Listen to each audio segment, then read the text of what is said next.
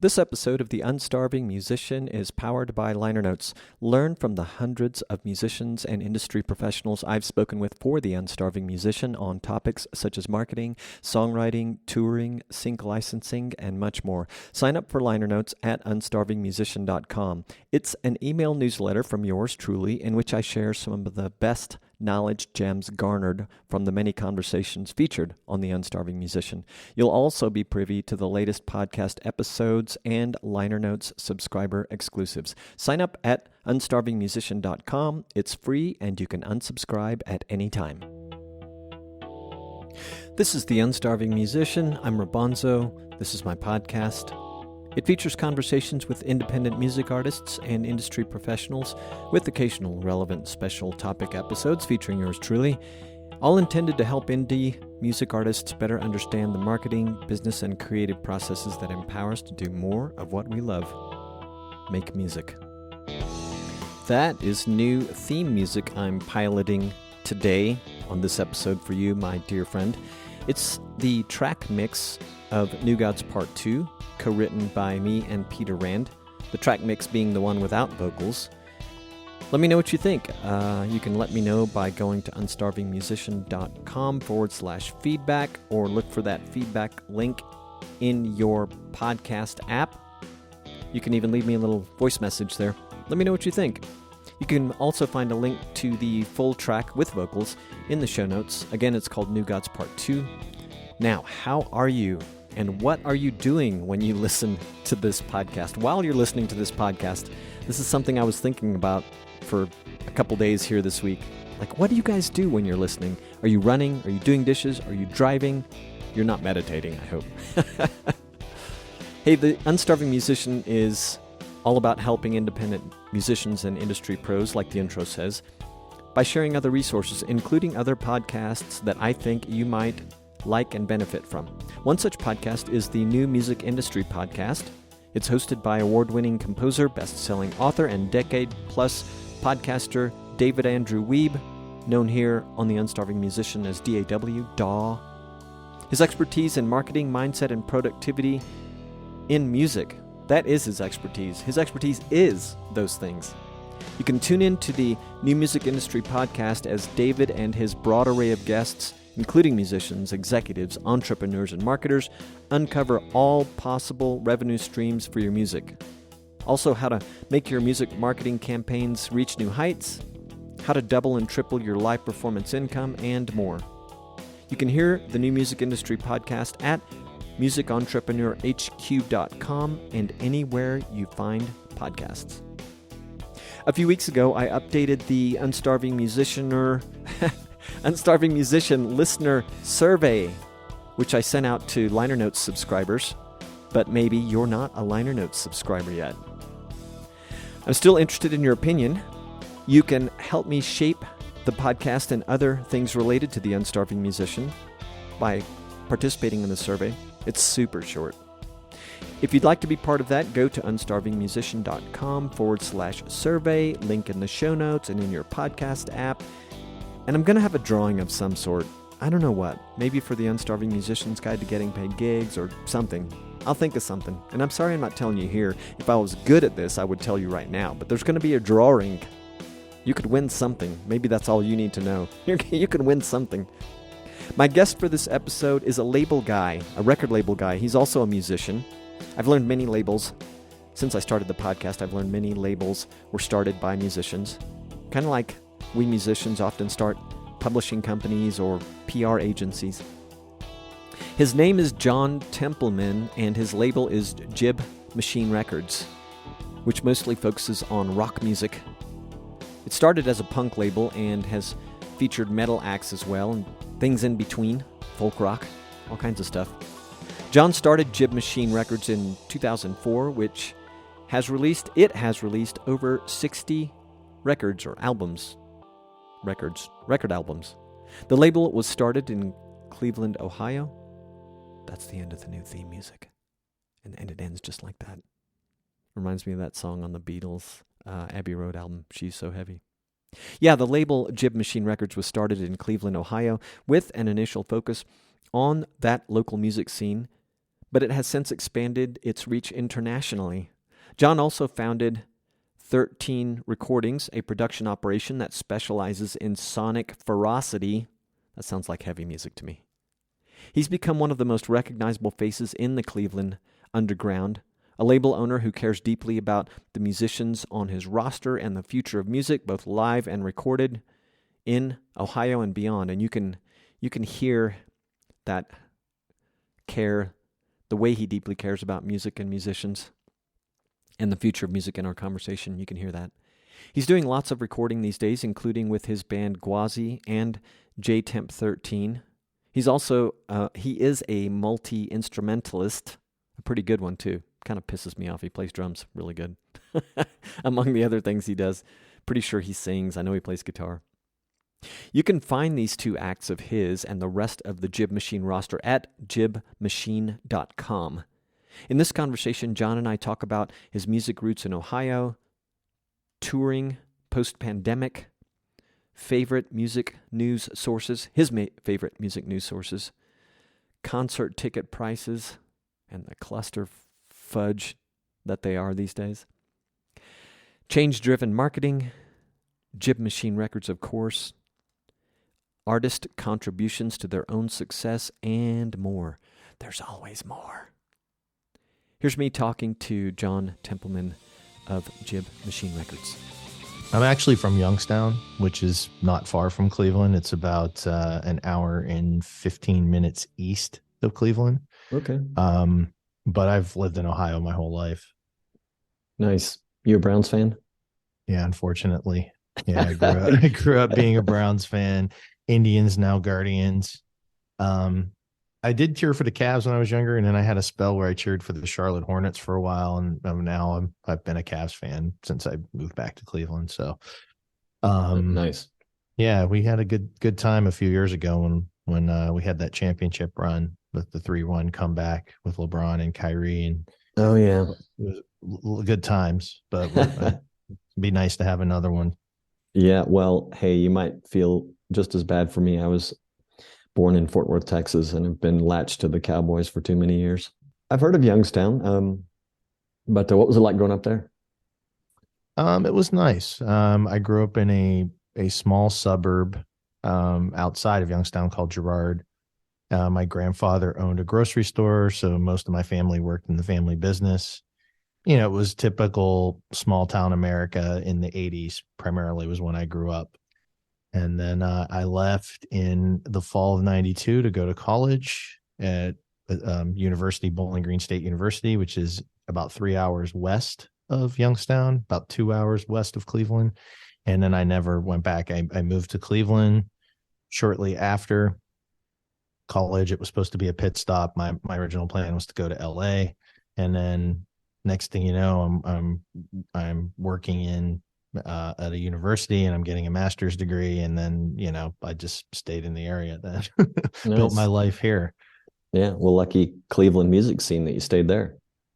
It's not bad. I mean, I'm a little older now. My label is, I mean, there are some Cleveland artists on my label, and obviously we're Cleveland based, but I've tried to expand my horizons, and I have bands signed throughout the country, and also one in Sweden and an artist out of Australia as well. So wow, I'm trying to broaden my horizons there and not be, as we call it, Cleveland famous. That'll only get you so far. So wow, has that, I'm assuming, and I was listening to a little bit of the roster, including your band, by the way, but I assume that broadening of the horizons has also been just musically as well, and not just geographically. Oh yeah. Yeah. It's, Cleveland's a small community. I think there's, I had a conversation recently with another musician in town, and he kind of shared the same sentiments that I do, that, there's a lot of talented people here, but the media talks about the same 5 people as if they're the only 5 bands in town. That's cool for them. I mean, the people in particular we were talking about are all nice people, great musicians. A couple of them are even my friends, but it's just a very it's very strange in regards to the media and how it currently is now. It was much different, and I think a little more, I don't want to say inclusive. I would just say that they were writing about more bands and, more things happening in the scene rather than the same, you know, same old, so to speak. I've again wanted to reach out and work with as many diverse artists as possible. In order to do that, I wanted to look outside of the city. And so that was the goal from the beginning, was always the label kind of happened accidentally, but once it was in full force, then I had, the goal of being international, trying to work with, talented artists all over the world, not just here. Who's your favorite working band from Cleveland that doesn't get talked about enough? That's a good question. Working band in Cleveland that doesn't get talked about enough. You can name it. It doesn't have to be the one, but you probably got a couple, eh? Geez. A lot of the bands in town now are cover bands. I think that's happening across the nation. Yeah, I'm trying to just think of original bands that are from Cleveland. Jeez. Do you like any of the cover bands? Oh yeah. Oh yeah. I'm friends with the guys, and there's a band called the Breakfast Club. My friend Dave Brooks is the lead singer. He's also the lead singer in Slam and Gladys, which is a band that Jib Machine worked with and released an album from those guys a couple years ago. Dave still hitting the pavement with Breakfast Club. There's actually a young band. They do get a lot of press, but they're called Truss. A couple of the guys in that band also perform with Mike Onesco, who's on Jib Machine, and they've played on his last couple albums. And he's actually he was in a band called the Blindside Blues Band, which is pretty well known, especially in Europe. And he's finishing up a new album. Those guys played on that. They were the rhythm section on that. Eric and Holden are their names. Their band Truss has a female lead singer. Her name is Hannah.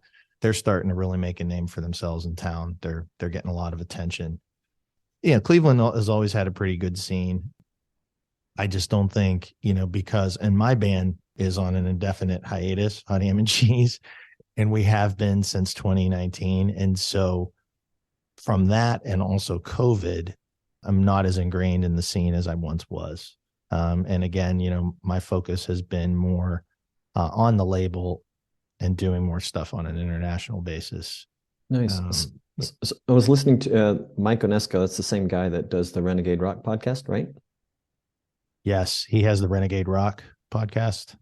I listened to a little bit of an episode that you're on. I don't know how recent that was. I didn't look at the date, but I'm going to listen to the rest of it. I'm going to put a link in the show notes for anybody who's kind of interested. It provides some, at least parts I've listened to thus far, some background. I gathered that you grew up with parents that were in a band, and you sound like you started playing really young. And I listened to some of your music. When you mentioned the just out of curiosity, the band that's on hiatus, is that a band other than J-Temp 13, or it's the same? Yeah, Hot Ham and Cheese. We were a band for 14 years. Same three power trios, same three guys. Love power trios. Yeah, we were an aggressive live band. We put out, I would say 4 studio albums. The third album we released in 2 parts as 2 EPs, but it was basically one work. And we toured all over. We did a lot of regional touring. We did 1 national tour, all self-funded, self-promoted. I think that we took that as far as we were going to take it. And ironically, decided at the end of 2018 that we were going to call it quits. So we said, well, what do we have left to do? Well, we decided, we wanted to do a covers album. So we did that. We recorded some new covers, and then we compiled all the covers that we had released throughout our tenure, put them on an album, put that out. And then we played did one more show in a number of the cities that were good to us. Like we went to Detroit one more time, played with our friends there.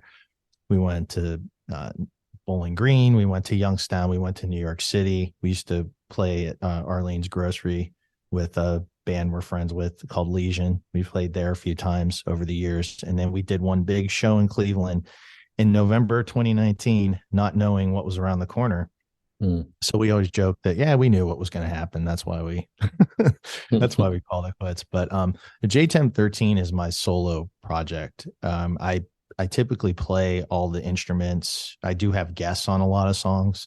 But typically I'm playing most of the instruments on that project. And it's completely a solo project. And when I do play live as JTEM 13, it's usually just solo acoustic. I've never done a full band show Oh, with wow. that with Do you that play title. drums and bass as well as guitar?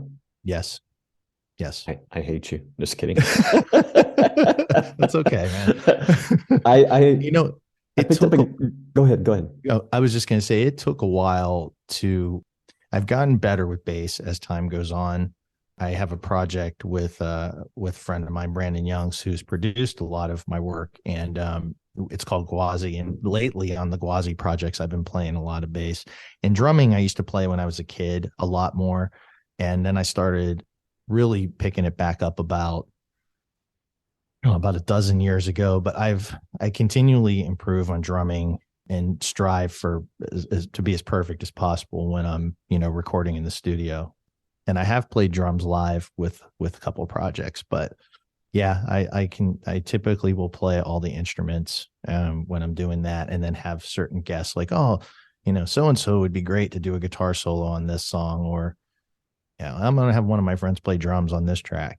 So but basically it's a solo project. Nice. You mentioned touring.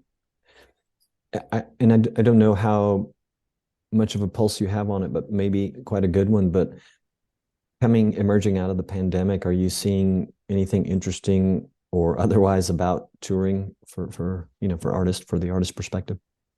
I think yeah, I've talked to a lot of people, read a lot of articles, and talk to a lot of people. And the pandemic created a huge issue aside from the obvious of clubs that were tried and true all over the country closing. A lot of the great venues that had been around forever are now no longer in existence.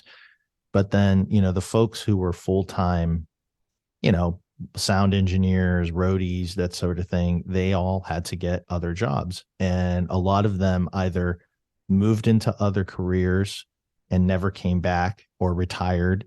And then that's created an issue with demand for those folks, and then the ones that are still in the business are more expensive. Basic economics, right? Supply and demand. And then factor in the obvious things with inflation, like increase in gas, increase in food, increase in hotel rooms. And it's made it very difficult for a lot of bands to tour if they're not really, really established. Like last night, Bruce Springsteen was in town, and I'm a huge Springsteen fan. I actually went and saw him a couple weeks ago in Greensboro, North Carolina. My uncle lives down there. I drove down for the weekend. We went to the show, and then I went last night in Cleveland, and both shows were completely sold out. But that's Bruce Springsteen. You know what I mean? Mm-hmm. Yeah. He can do whatever he wants. But even some I read some articles from very well known artists like Devin Townsend and Steve Vai even talked about how it's difficult to make money touring. You think Steve Vai shouldn't have a problem, but he does. If they don't tour for X amount of months, it's not really profitable to them. And I think that regardless of what the state of the music business is and what you're doing online, whether you're developing your socials or building a YouTube channel, I still believe that the tried and true way to build an audience is one by one, playing live in front of them. I mean, there's nothing can replace that. And then we're at a state where hopefully it's getting better, but I think it's created difficulty for a lot of bands to be able to do that and be able to make a living at it. Yeah, I'm starting to hear bands like just on the podcast and a little bit otherwise talking about touring, but it's almost like they're just doing it for the first time since all the pandemic things had happened. But yeah, just kind of curious. You mentioned also when talking about touring, you mentioned you're reading a lot of articles. What are some of your favorite publications or websites to read to stay on top of the things that you want to stay on top of, and what are the things that you try to stay on top of? There's so many facets to to the music business, aren't they? Geez, I've subscribed to a number of email lists, so those will come through, and there'll be articles through those.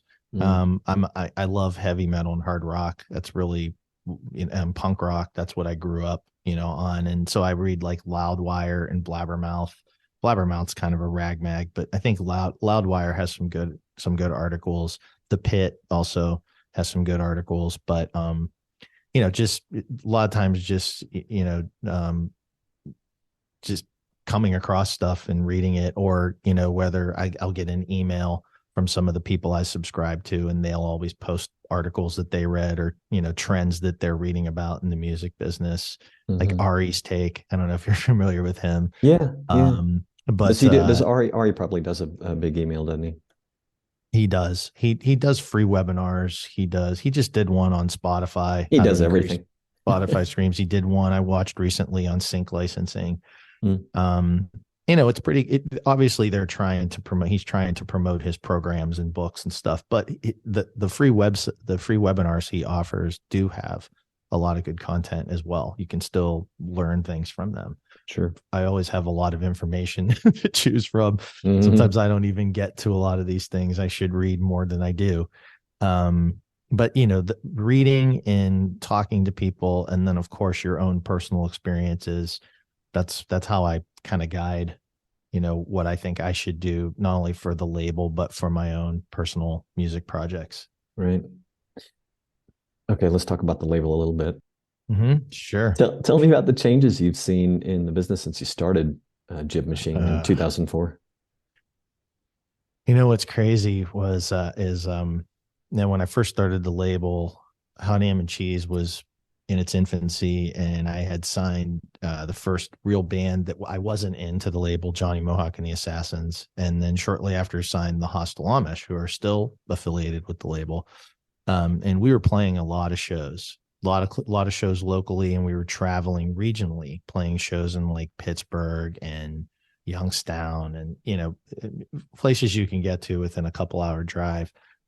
And we all had new albums out. This was probably around 2006, 2007, and we were getting regular checks because people were buying our CDs. And then the next thing you know, that turned into downloads. In 2006 and 2007, right? Yeah, when it was like probably when we got to like 2007, 2008, then the downloads came. Mm-hmm. And that was becoming, iTunes, that was becoming, iPods came out, iTunes was all the rage. And then, people were downloading music. And then that now turned to streaming, which is a lot less profitable. Mm-hmm. It's great for discovery and it's great for convenience, but the idea is to hopefully through that you can cultivate a fan base that will then buy stuff from you. And anymore it's stuff with better margins, like t-shirts and trinkets and stuff like that. The music is essentially like your marketing piece, like your calling card. Right. It's completely, the music business has completely flip-flopped as to what it used to be. You used to record an album and then you would go on tour to promote that album in order to sell that album, and that's where you're making money. And that's when concert tickets, I don't know if you remember the days when concert tickets were like $25-$30. I went to my first concerts before I could drive, and I think I heard you say on that podcast that we were talking about, you were on, that you were like, did I remember right, like 11 in 1980? Is that right? No, that was 11 in 85. 85, sorry. Yep. So yeah, I'm a little bit older than you, but I have ticket stubs from before I could drive that of good shows that were like $8. I probably saw Bruce Springsteen either in late 70 or early 80 before he, was the boss. Well, he probably was the boss, right? But yeah, like still in his early days, and I bet you those tickets were $10. Yeah, but see, then the idea is, you would go see the boss in 1980, and then you would buy The River, which was a double album, and that's where, and that's where they were making all their money, and now it's like the boss will make an album just so he has some new music as a marketing piece, and they'll play it. Like last night they played, like, the Street Band put out an album called Letter to You in 2020. Bruce has a new album out called The Strong Survivor. He did a bunch of covers of like older soul and Mm-hmm. R&B songs. Mm-hmm. But the last album the E Street Band did was Letter to You, and this is the first tour they've done since that. So they played like 4 songs from that, but most of the set is, Born to Run, Darkness at the Edge of Town, Born in the USA tracks. You know what I mean? Yep. But that's, it's completely flip-flop now. Your album is more or less like a marketing piece, and it's just like anything else, content. It's content that you can use, make videos, do social posts, just to get people interested to get to your show, to pay what I paid for the tickets last night, $180 a piece. Which And sounds then like a bargain, frankly. it was, because the Greensboro tickets, that there were the dynamic pricing that Ticketmaster and everyone's talking about was involved with the Greensboro. Almost the same seats. We paid $320 a ticket in Greensboro, and then we paid $180 in Cleveland. Wow. So it's very weird. Literally, I was almost in the very similar section. The seats were a little bit better in Greensboro, but not, $150 a ticket better, So That's so strange. It's terrible, because it really, you're basically screwing your fans. And I know Bruce isn't doing that himself, but someone's got to do something about Ticketmaster. That can't persist. You saw recently Robert Smith of The Cure fought back, and a lot of people that bought Cure tickets for their tour got money refunded, because they were charging just ridiculous fees. And he fought back and stuck up for the fans, and people got money back, which I think I commend him for that. That's pretty awesome, Yeah, I feel, it's amazing how much power those guys have had over the years. I will never forget the whole Pearl Jam thing. And I feel like that, I don't think, fortunately for at least one of them, it didn't matter that much, but I think that definitely changed the trajectory of their career, just to sort of show what a monster they were fighting. Yeah. So kudos. I didn't know about the Robert Smith thing. And funny enough, my wife and I are going to see The Cure in Salt Lake City Cool. in June. I've never seen them. My wife saw them decades ago, and but that'll be fun. Good for him. I've never seen them either. They are coming to Cleveland, and I already bought a bunch of tickets for the summer. So I had to, I also DJ a lot. And so, that's busy season. So oh, nice. I have to pick and choose the shows that I go to. I think The Cure were just left off of it, because I like The Cure, but if I have to pick and choose, they just didn't make the cut. Sure. But I'm sure that's going to be a great concert, and they haven't toured in a long time. So it should be pretty cool and good. Like I said, good for them for sticking up for their fans and standing up against Ticketmaster. And I too remember when Pearl Jam did that, and they were at the height of their success at that time. And I think that did hurt them a little bit, but I don't think they cared. I think they were so big, it freaked them out that they were as big as they were. We read stuff that Eddie Vedder talks about now.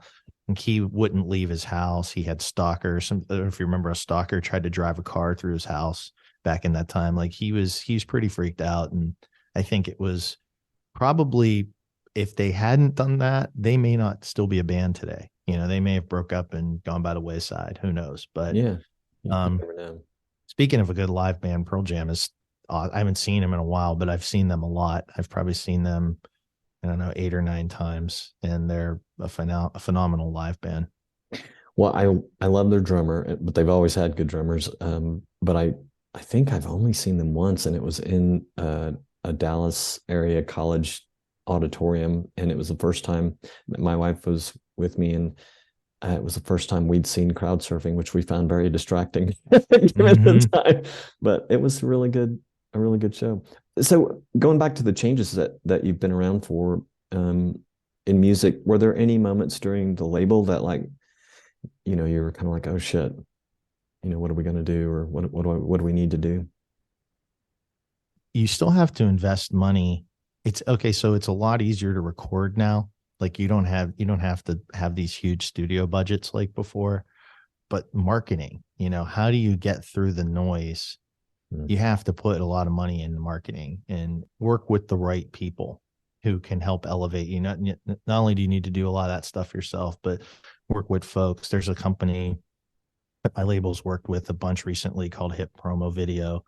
Andy Gessner runs it. He started it over 20 years ago. when he told me when they used to, still promote videos with VHS cassette tapes, Wow. not on YouTube. And they've promoted anyone you can think of. They promoted tons of very well-known artists' videos over the years. That's really helped with visibility, working with people that can assist with Spotify placement and, trying to get those numbers up. But that costs money. And if you're only making 0.001 per stream, it's hard to, you have to get creative and, creating other revenue streams in order to survive. And the label makes money. Label also doesn't make money. So I've always been pretty good with how I spend money, whether it's personal or in business. I spend it, but I think I spend it wisely, if that makes any sense. So I've had to be even, more in tune with what I'm doing with the label's resources in order to keep it going. So, I'm not having to spend my own money. And I've had some outside investors, but they've been like close friends and stuff. Like I've never gone to like someone I really didn't know that had a bunch of money and say, hey, can I have, X amount of $1,000? I've never had to do that. But yeah, it's just being smart with what you have, like we all have to these days with the way things are. Absolutely. Yeah. Do you feel that, excuse me, do you feel that Jib Machine is still as firmly grounded in rock as it was in the beginning, or has the diversification that you mentioned earlier sort of had you spread your tentacles out a bit more? Yeah, we were pretty much a punk label to start, and then just by accident, and hard rock and punk. And then I signed some artists, local Cleveland artists at the time, that were one was kind of like just very, I wouldn't say he was avant-garde. He was just he was rock, but he was more like a strange garage rock, kind of like a Daniel Johnstone type. And then a folk rock artist who's still on my label, Eli Guitar Man Fletcher. And that kind of that era started taking Jib in a different direction. And since then we've released all kinds of artists. What I did do was, in the summer of 2020, I signed a major distribution deal. And, in doing that, I wanted to make sure that I signed more artists, but I wanted to make sure that we were more focused on like rock and metal. Last year, I was also putting out some electronic music, but last year I thought that it was better for marketing purposes to create a subsidiary. And I did. It's called Electric Stick Records, but it's essentially it's a subsidiary of Jib Machine. And we put out a couple of original EDM tracks, but remixes of tracks from people on the label. Like there was a J-Temp 13 remix, there was a Cleo Alexandra remix. And then I put out an album. A friend of mine, we actually have a project called Alcoholic Spock. His name is Paul. He did an ambient record that I helped co-produce, and we put that out on Electric Stick. So in order to try to keep Jib more along the lines of rock and punk and that sort of thing, that's why Electric Stick was created. Possibly looking to even develop an offshoot label. I'm not really prepared to talk about it a lot right now, but to create like a heavy metal, real heavy metal, like a subsidiary of the label too. So Jib can be more along the lines of rock and things that are more accessible. And then you would have Electric Stick, which is EDM, electronic, ambient, that sort of thing. And then this other label, which will be like heavy music, Nice. Yeah. It in my, non-familiar mind with the business of being a label, it makes sense from the perspective of keeping the brands tight, with what you're doing. That's a lesson I've learned, because it gets a lot harder, because before Jib was just all over the board. Just, hey, it doesn't matter, just put it out, and it's harder to market when you're, there really is. And I have a marketing background. You think I would know better, but it really is a lot easier to build a brand when you're a little more focused, and you can concentrate on a specific demographic, a specific age range, whatever, a lot easier from a marketing perspective. And that's why I started doing it. Because with my distro deal, as long as it has JIB in front of all of the catalog numbers, it doesn't matter what I do. It's all going to be basically distributed under the same place. But in terms of how you market it and the visibility to your external audience, that's what makes the difference, you know. Yeah. In regards to the services that Jib Machine offers, and maybe this is across the board, or maybe we'll be saying across the board if or when the new subsidiary pops up, but we can at least say between the two that you have, Jib and Electric Stick. But with regards to the services that you offer, are there things about it that, again, this is coming from the mind of someone who's not that familiar with labels, but in terms of the services that you offer, is there anything a little bit different about what you're doing, whether it caters to your specific niche or niches, or just something that you learned was a good thing to offer? I think every artist has different needs. Some are more self-sufficient than others, so they may not need as much from me, or hence the label. And whereas others need help with everything. But ultimately, the label's there to support and promote and market and get their stuff out to the world. But it's still, regardless of how things change, it's still, it's still that the artist has to help themselves, right? They still have to cultivate an audience. They, have to write and record good music. They have to, market themselves, have good socials. Cleo Alexandra, the artist that signed to the label from Australia, is fantastic with social media. She's got a very big following on TikTok. She's got a very modest following on Instagram. She really worked hard to build up her YouTube channel, and she's seeing results. Like the fact that she's doing that, and then the label's helping her. And then I'm also in a partnership with two other entities with her specifically, and all of us working together doing our parts has really furthered her along. But I can only do so much, right? You can do what's the old saying, you could lead a horse to water. You can help someone elevate their music and get it out there and elevate their career, but they really have to work hard themselves to be successful. Sure. The fans a lot of times don't really care about the label. And I've learned this from a friend of mine who owns a bigger label. And he said, people, they had I don't know, that we had this conversation about a year or so ago, and they have about 60,000 followers or likes on Facebook. And he's like, I'll put stuff up from certain bands, but you would think that because people like the label page that they're going to like that. He's like, no, he goes, they like our page because they like a specific band or a couple bands on the label.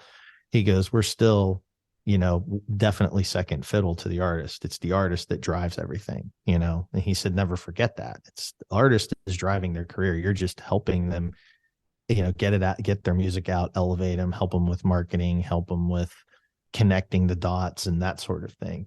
But they still have to do their job too, right? Play shows, build that audience one by one, like I said earlier. In many ways, it seems like such a unique time in terms of what the artists have to do for themselves. But as you were telling me this, I was thinking back maybe for the first time or first couple of times that it's never really been different. I mean, artists have had to do some of the same things that they still have to do today. Granted, I suppose that because of scattered attention, that artists are maybe a lot more spread out than they used to be in terms of the things that they have to do.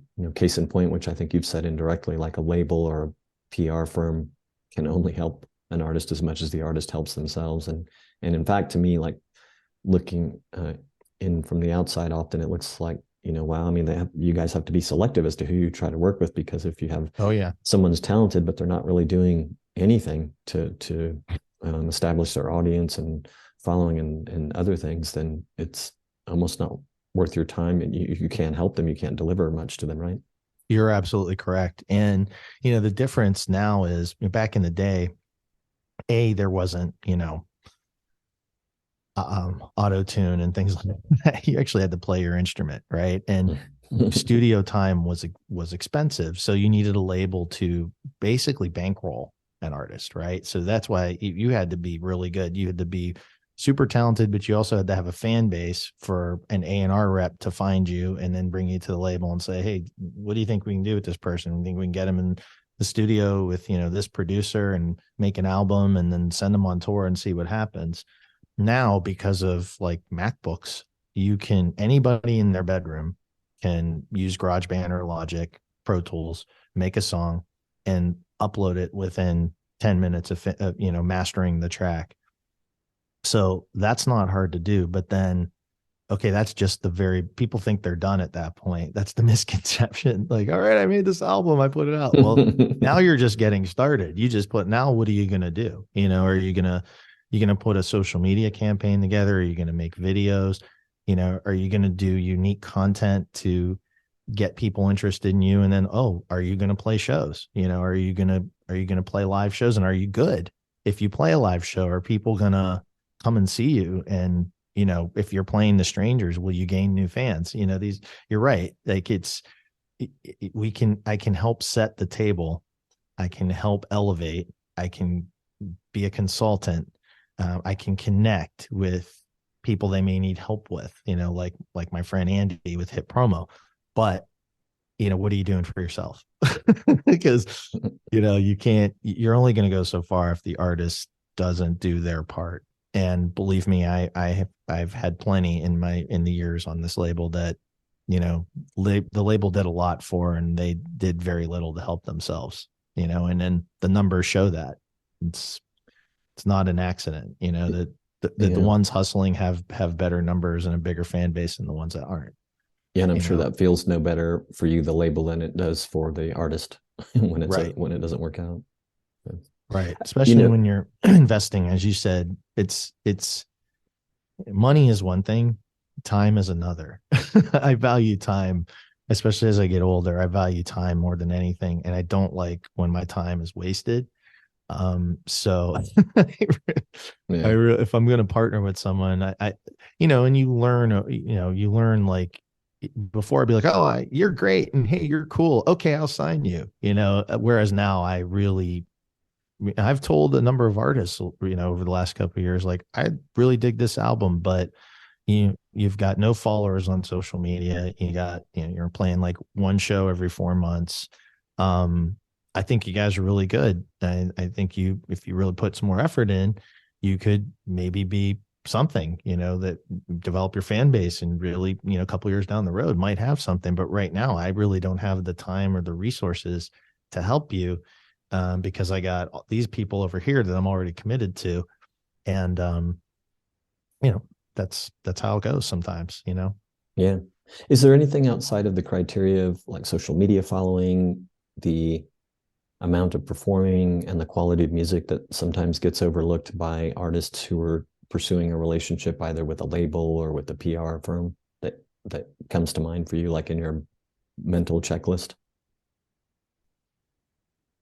It's a good question.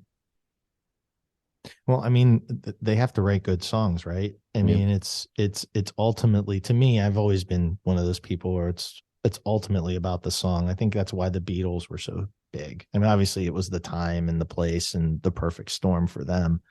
It's always about the song, always. And that's what I'm talking about Springsteen. Springsteen writes great songs. He tells great stories, and he really connects with people.